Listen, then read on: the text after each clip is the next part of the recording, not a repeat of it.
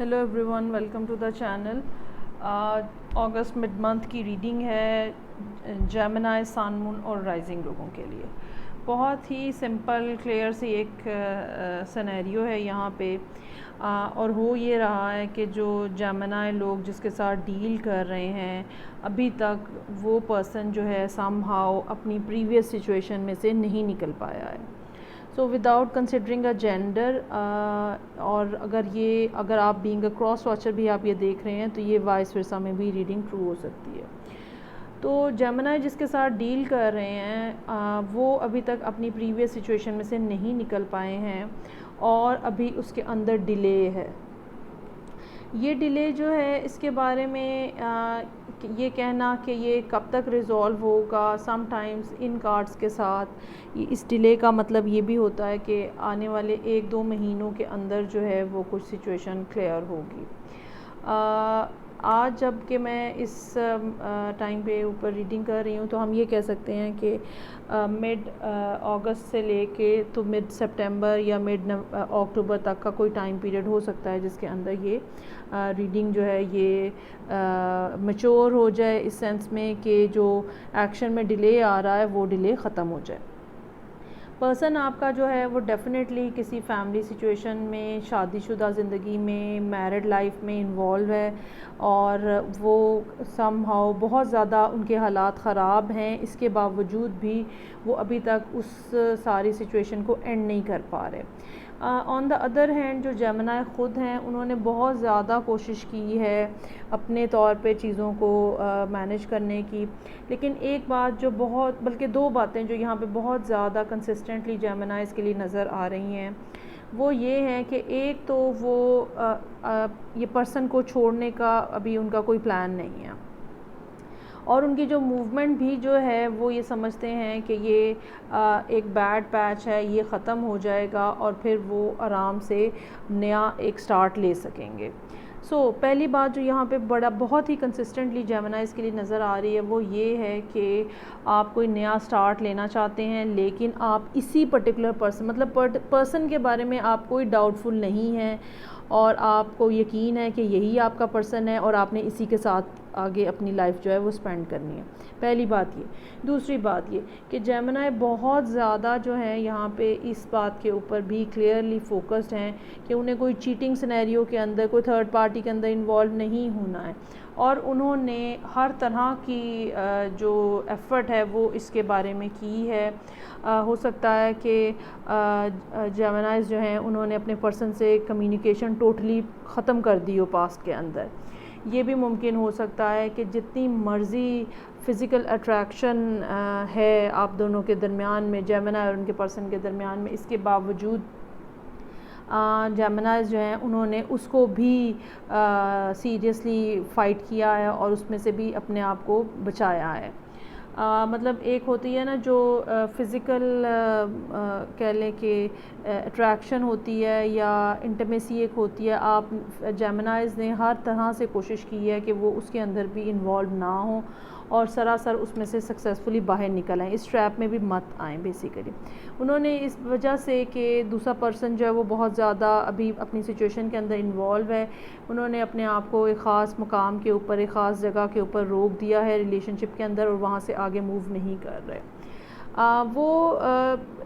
मेरा ये ख़्याल है कि जेमिनीज़ जो हैं वो ये ज़रूर चाहते हैं कि जो भी उनके तक आए वो क्लियरली एक लॉयल किस्म का रिलेशनशिप जो है वो उन तक आए और इसके लिए वो काफ़ी ज़्यादा स्ट्रगल कर रहे हैं। उनको ये डर है अब आके उनको, जैसे होता है कि आपके अपने इमोशंस आपको बीट ना कर दें, तो अब आके उनको ये डर है कि कहीं वो इस इंतज़ार को मज़ीद फ़र्दर बर्दाश्त ना कर सकें और जो अट्रैक्शन है आप दोनों के दरमियान में वो आपके जहन में और दिल में इतनी हावी हो जाए कि आप अपने इस मॉरल, जो आपका एक मॉरल ग्राउंड्स हैं, आप इसके ऊपर से कहीं पीछे ना हट जाएं या यहाँ पे कहीं लॉस ना आपको हो जाए।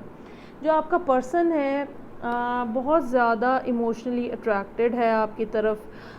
हालांकि चूँकि आपका ये बिहेवियर इस तरह से रहा जिसमें आपने शायद कम्युनिकेशन टोटली ख़त्म कर दी उनके साथ, तो वो भी चुप हो गए हैं, आपका पर्सन भी चुप हो गया है और उन्होंने आपके साथ या तो कम्युनिकेशन ख़त्म कर दी है या इमोशनल शेयरिंग बंद कर दी है।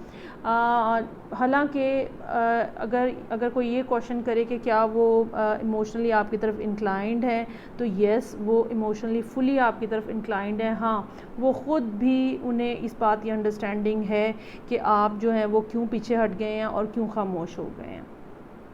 सो मेरा ये ख़्याल है कि थोड़ा सा टाइम अभी बाकी है ये सारे फ़ैसले होने में।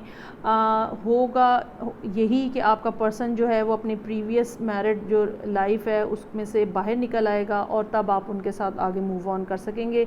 लेकिन इसके अंदर टाइम का एक फ़ैक्टर ऐसा है जो बहरहाल किसी के कंट्रोल में नहीं है और आपको भी वेट करना है।